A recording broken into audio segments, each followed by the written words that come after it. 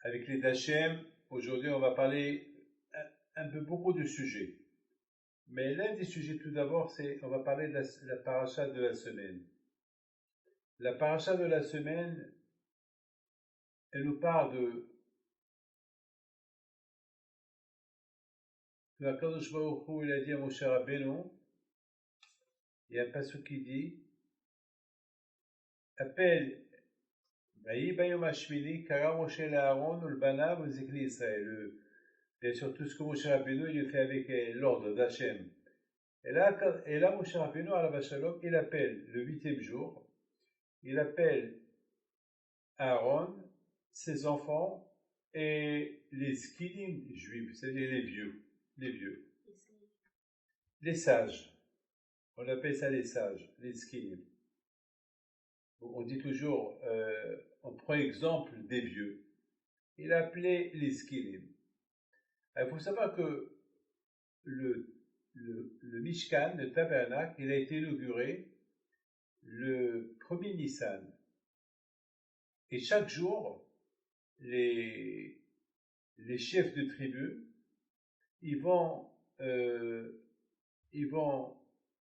sacrifier un sacrifice pour Hachem, pour l'inauguration du Beth Amikdash. Chaque jour. Il faut savoir que Moshe Rabbeinu alav shalom, pendant 7 jours, il a monté et démonté le Mishkan. Chaque jour, il le monte le matin, il le démonte le soir.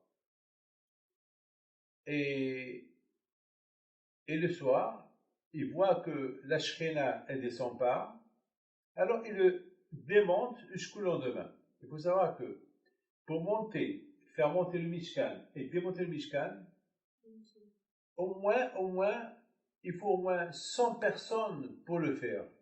Parce que c'était lourd, c'était des tonnes, c'est comme un bateau, vous savez, c'est très lourd.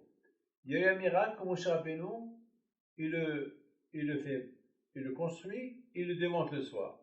Et ça prenait quelques secondes, quelques minutes. Et imaginez-vous que Moshe Rabbeinu, alav shalom, le premier jour, était obligé de mettre de l'huile, hein. Il a mis de l'huile dans tout le Mishkan, dans les ustensiles, dans le Mezbéa. Imaginez-vous, si je vous donne la peinture, faire peindre une maison, ça va vous prendre au moins 2-3 jours. Alors, c'est pareil avec l'huile. Tu prends l'huile, tu mets l'huile, tu prends un kili, voilà, tu prends ça, tu mets de l'huile partout. Il y avait des milliers de kilim, d'ustensiles, c'est la folie. Tout ça en quelques minutes. C'est incroyable, c'est impensable. Mais avec Hachem, il n'y a rien qui est incroyable, il n'y a rien qui est impossible. Il n'y a rien. Je sais pas. Comme Hachem, il a coupé la mer. Et Kakash Baruch Hu, vous savez, c'est comme ça. Lorsque la Torah étudie dans la paracha il y a 2 semaines, la Torah étudie que Moshe Rabbeinu, il a réuni tous les bénis d'Israël à la porte du Mishkan. Comment vous comprenez ça? Imaginez-vous chez vous à la maison, à la porte de chez vous, il y a là-bas 3-4 millions de personnes debout à côté de la porte. Ils sont tous à côté de la porte. Alors qu'à côté de la porte, il ne peut pas avoir là-bas plus de 3-4 personnes, il y a là-bas 2-3 millions. Comment vous comprenez ça? Il n'y a rien à comprendre. Il n'y a rien à comprendre. Vous savez,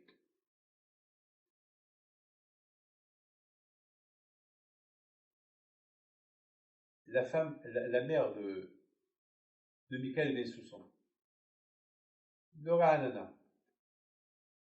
Michael Bessousson, vous le connaissez bien. Beaucoup de fois, il m'accompagnait au Shalaim. Vous le connaissez. Cette semaine, sa mère, elle a perdu son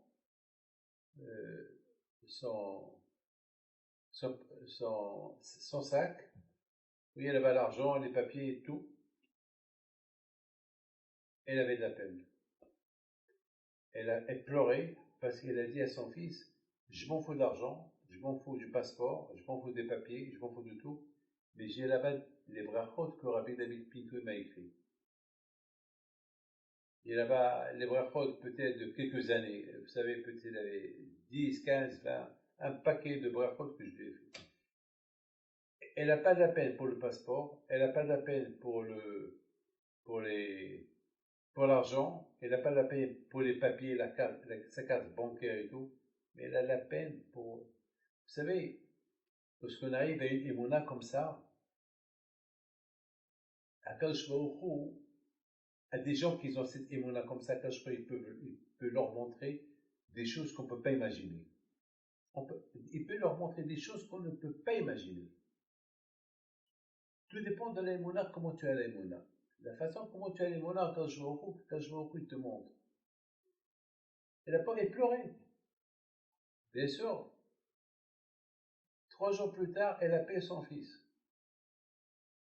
Elle appelle de Nathania. Ils ont trouvé son sac avec tout ce qu'il y avait dans. C'est-à-dire que même si quelqu'un il a pris, il voulait prendre l'argent, parce qu'elle avait l'aïmouna par rapport au papier qu'elle avait là-bas. Alors ces papiers là-bas, ils ont non seulement tout le sac intégralement a été trouvé. Ah, maintenant, je me suis posé une question. Pourquoi le voleur il n'a pas volé l'argent? Voilà, c'est une question bête, mais la question est pourquoi le voleur n'a pas volé l'argent? Ah, vous allez me dire, vous allez me dire, mais on ne sait pas si c'était un voleur, si c'était un homme honnête qui l'a trouvé, on ne sait pas. Mais de toute façon, pourquoi Hachem n'a pas fait que ce sac-là il tombe entre les mains de quelqu'un et il prend l'argent?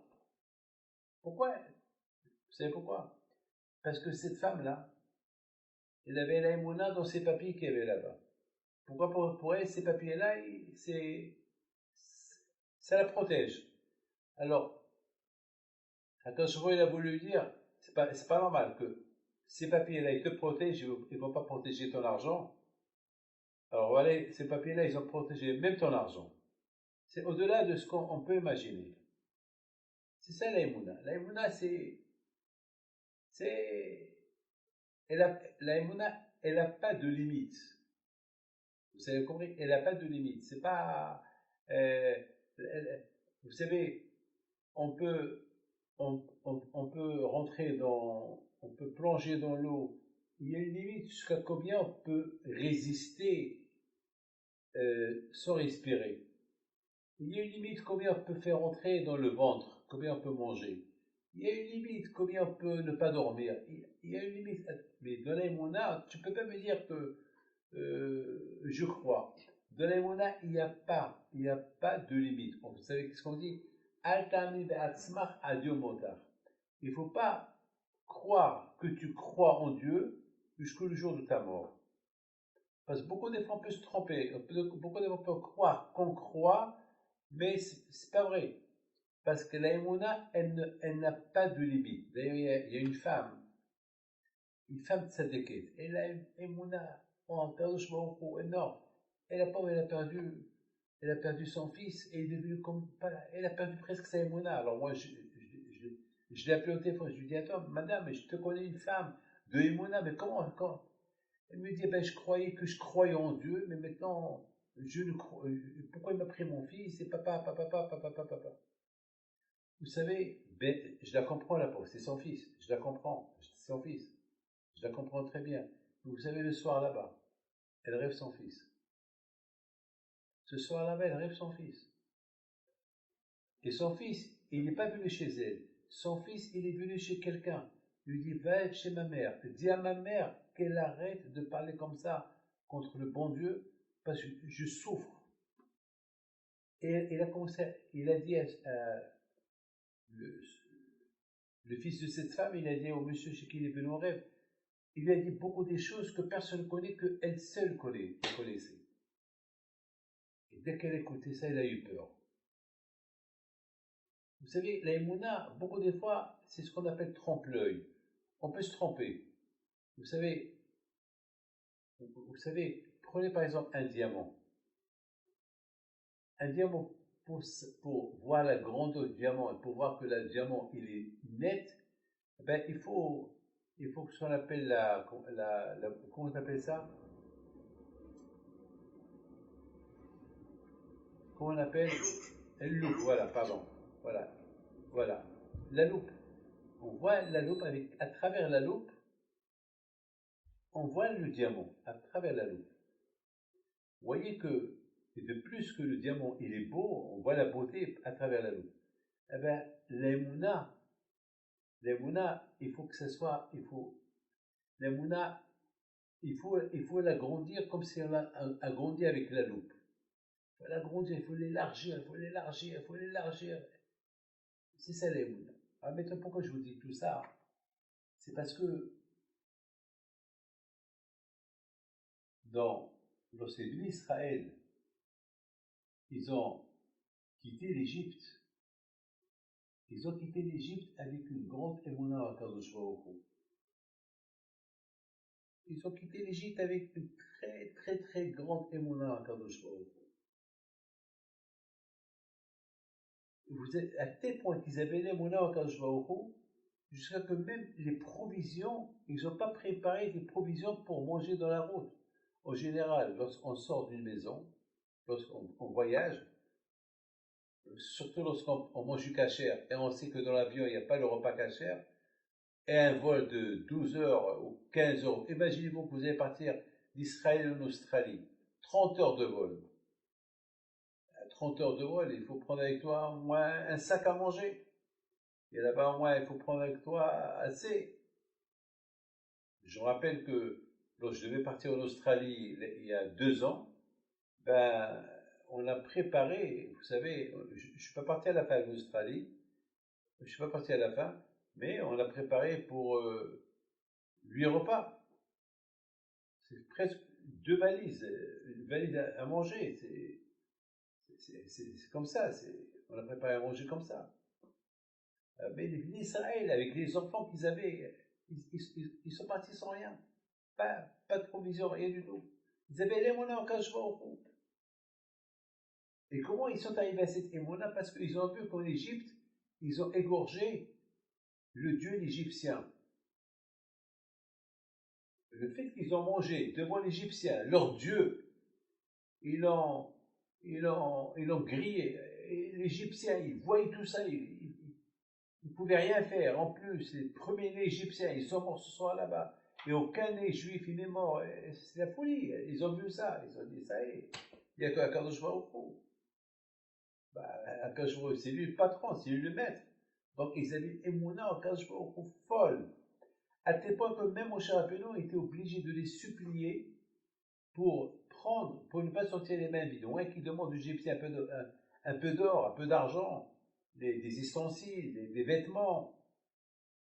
Et les Juifs ne voulaient pas. Ils ont dit, je vais dire, Moshe, je t'en prie, supplie-les qu'ils prennent.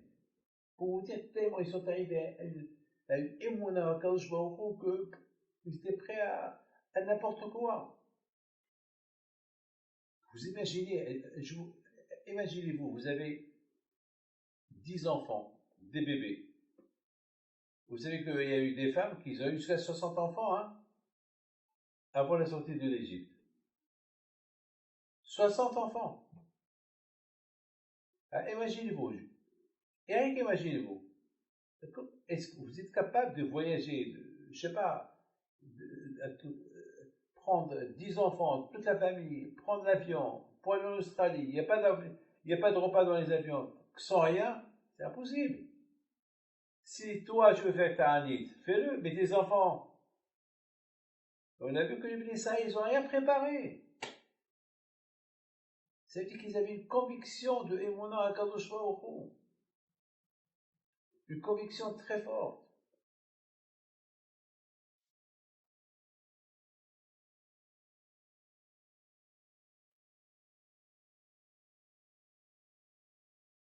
Il y avait un grand sadique qui s'appelait Rabbi Haïm Itzantz.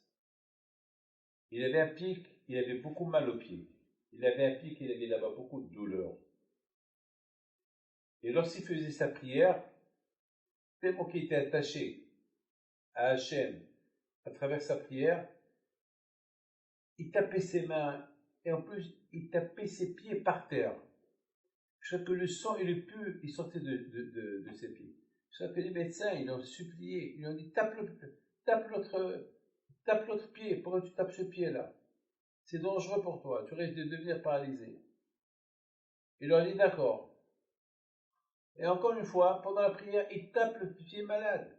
Chaque leur dit, et c'est quoi sa réponse? Il leur dit, pourquoi je suis un malheur, je suis un ange, pour, pour dire à mon pied ne pas taper le parterre. Moi, je suis avec un être humain, je suis rien du tout.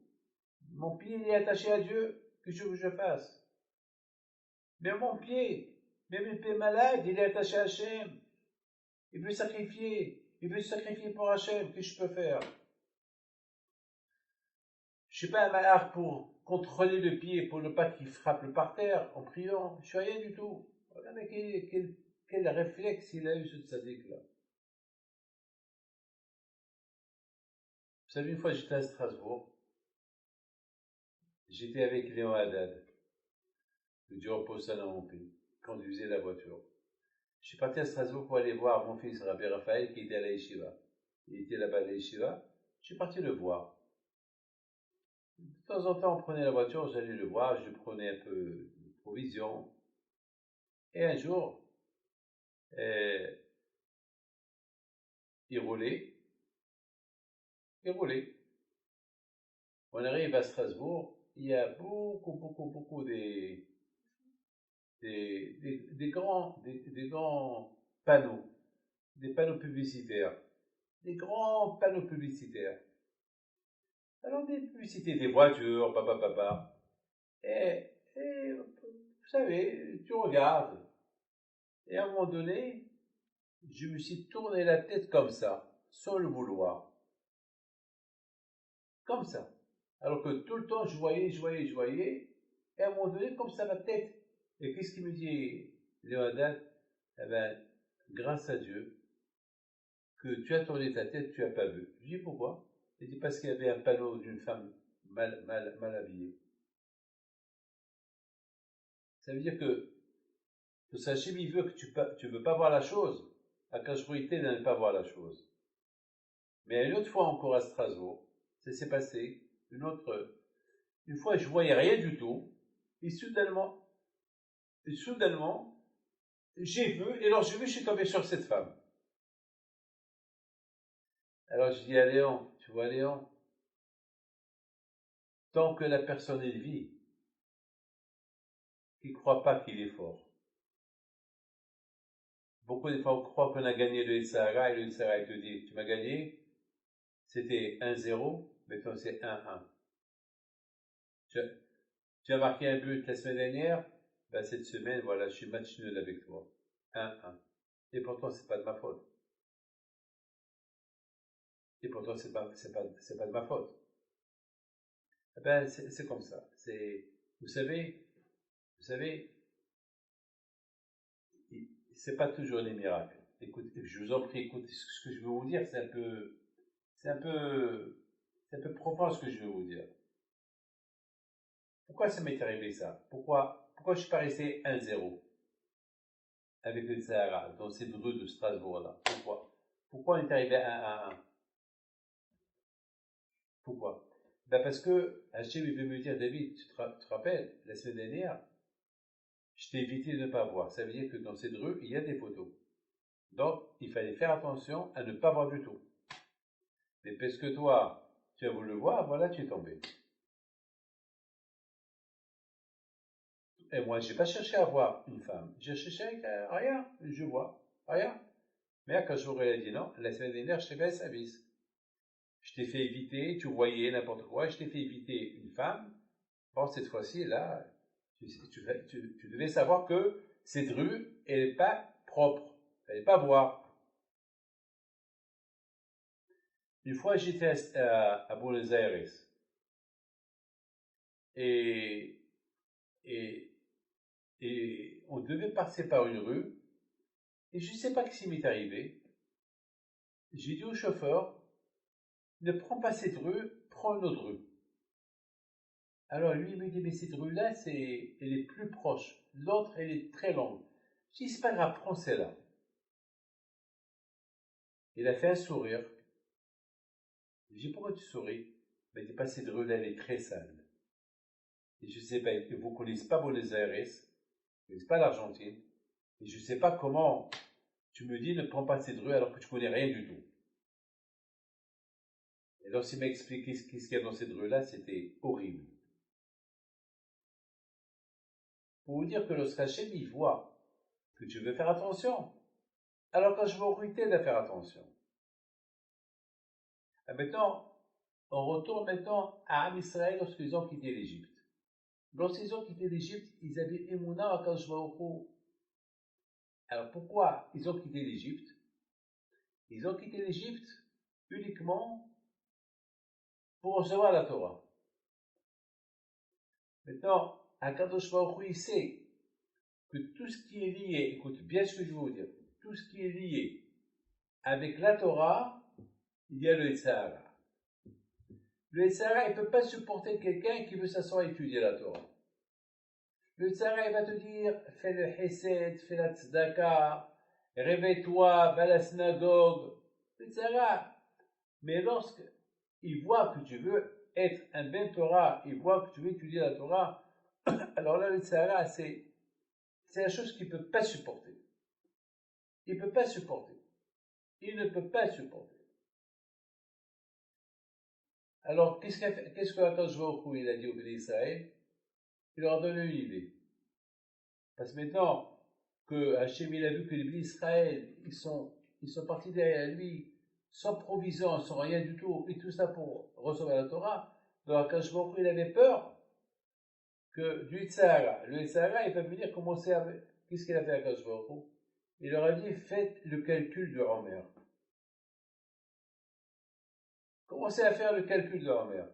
Alors, le fait que les Israélites, ils font le calcul chaque jour, 1 jour, 2 jours, 3 jours, 4 jours, ça veut dire, voilà, dans 7 semaines, dans 49 jours, on va recevoir la Torah. Alors, maintenant, et le fait, c'est comme un mariage. Un mariage, si on n'a pas une date de mariage, le mariage peut être cassé. Moi, je vous donne la parole d'honneur. Je connais plein de gens qui sortent depuis 2 ans, 3 ans, 4 ans avec des filles, et ils ne sont pas mariés.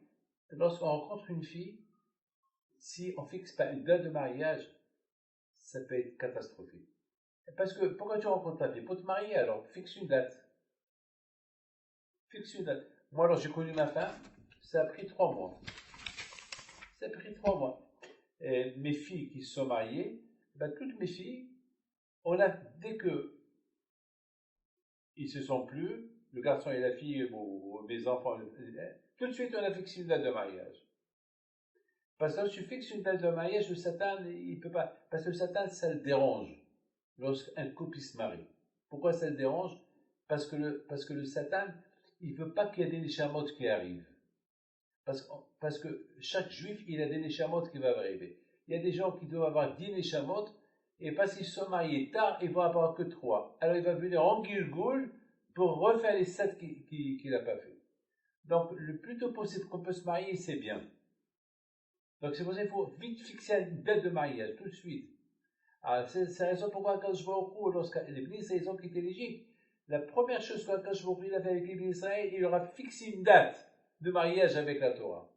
Et comment? Et c'est pour ça qu'il leur a dit de compter, de faire le calcul pour que le Satan ne peut pas venir et les casser. Parce qu'il y a une date.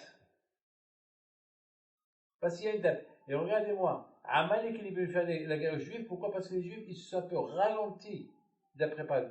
Imaginez-vous, si vous avez rencontré une fille pour le mariage, et vous avez 7 semaines de préparation. Vous savez, il faut préparer la salle, l'orchestre, vous savez, les cartes, les invitations, la décoration.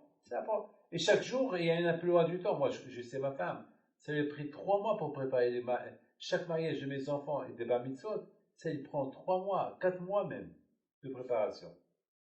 Et là, quand je vais au il a donné au Béni Israël pour se préparer à recevoir la Torah, il leur a donné 7 semaines. Donc, chaque jour, il y avait quelque chose à faire. Il dit à baisser sa interne pendant ces 7 semaines. Chaque jour, il réparait une mauvaise qualité. Parce que pour acquérir la Torah, c'est écrit dans Pirkei Avot, acquérir la Torah avec 48 bonnes qualités.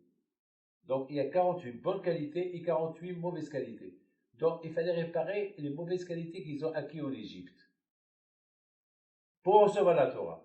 Donc, le Satan, il n'avait pas le temps de les embêter. Parce qu'il se préparait. Et parce qu'une fois, ils se sont un peu ralentis dans l'étude, Amalek il est venu. Alors après, tout de suite, c'est écrit, ils sont partis avec un grand encouragement. Il dit oh, ils sont renforcés encore dans la Torah pour se préparer davantage pour recevoir la Torah. Maintenant, on a compris pourquoi Akadosh Baruch Hu, il leur a donné un comptage du Homer pour recevoir la Torah, pour ne pas que, pour qu'ils restent dans la Hitlahavut. Comment on dit en français Hitlahavut? Hitlahavut, motivation, je crois, je sais pas. Pour rester motivés, pour rester dans enthousiasme, pour que leur motivation ne s'éteint pas. Vous comprenez, c'est chez Luis Carrero. Voilà, c'est la raison pourquoi je leur ai donné un comptage. Quelqu'un qui est en prison. Et on lui donne 1 an de prison. Alors chaque jour, il a un calendrier, chaque jour, il note. Voilà, il reste 9 mois, il rétale, chaque jour, il fait chaque jour. Pourquoi l'espoir? Vous savez, il y a des gens, une fois j'ai vu dans une photo de quelqu'un qui avait 9 ans de prison, et tout le mur où il était, il n'y avait là-bas que des croix. Et ça, il a vécu avec l'espoir qu'il va quitter un jour la prison. Mais le jour qu'il devait quitter la prison, il est mort. Tellement qu'il était content jusqu'à qu'il est mort. Alors c'est exactement ça ce qui s'est passé avec les Israël. Tellement qu'ils sont préparés pour recevoir la Torah, le jour qu'ils ont reçu la Torah, ils sont morts. C'est écrit, il y a Nafshi et Tzavi Dabero, comme ça il dit Shlomo Amelech. Donc Hachem il a dit, Anochi, ils sont morts.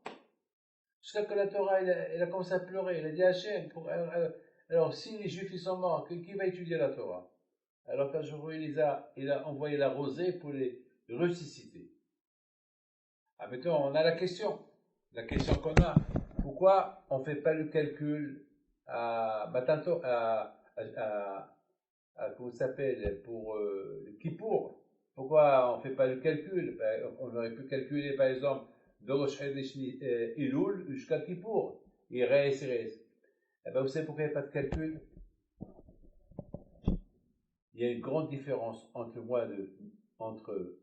Matan Torah, la préparation de Pesach à Matan Torah, et la préparation de Elul à Kippour. Parce que de Elul à Kippour, on a la Torah déjà. On a la Torah. En plus, chaque jour, on fait les Slihot. En plus, on fait toujours les Slihot. Et une fois qu'on est arrivé à Rosh Hashanah, alors là, on a 10 jours. Et chaque jour, il est plus important. Et chaque jour, il est plus important que les jours précédents, en tout cas, qu'on arrive à Kippour. C'est pour ça, pour Rosh Hashanah, jusqu'à Kippour, de Elul, les 40 jours de Elul jusqu'à Kippour, il n'y a pas de calcul. Parce que chaque jour, c'est le même. Chaque jour, on fait la tchouva. On sait comment Moshe Rabbeinu, et d'ailleurs, j'ai oublié de vous dire, la Gemara dit que lorsque Moshe Rabbeinu est monté au ciel, le mois de Elul, le premier Elul, chaque matin, ils sonnaient le chauffard, les Juifs. Et chaque matin, ils calculaient les 40 jours. Parce que Moshe Rabbeinu leur a dit, je vais monter pour 40 jours. Alors, chaque matin, ils faisaient le chauffard. Pourquoi? Parce qu'ils avaient peur qu'ils vont se tromper comme ils se sont trompés la première fois. La première fois, Moshe Rabbeinu leur a dit, je vais pour 40 jours. Et ils se sont trompés de 6 heures, ils ont fait le veau d'or. Alors là, ils avaient peur. Là, chaque matin, ils sonnaient le chauffard. Le lendemain, encore le chauffard. 2. Ils ont calculé jusqu'à 40 jours. Et 40 jours, c'était Kippour. Et Kippour est descendu. Donc, vous voyez, hein, la différence entre Rosh Hashanah et Kippour et Shavuot et Pesach et Shavuot, c'est que là-bas on fait Sferet HaAmot avec bracha. Parce que c'est la bracha qui nous aide à se préparer pour Matan Torah. La bracha, elle nous aide pour se préparer pour Matan Torah. Mais pour la teshuva, tu as déjà la Torah. La teshuva, tu peux la faire. Il y a pas, tu as la Torah, il n'y a pas de problème. Il n'y a pas, je pense que, Baruch Hashem, je t'ai bien répondu à cette question-là. Et maintenant, avec les d'Akadosh Baruch Hu, Hashem, qu'on réussit dans la vie, qu'elle a la sonne. Maintenant, je vais te dire quelque chose d'autre.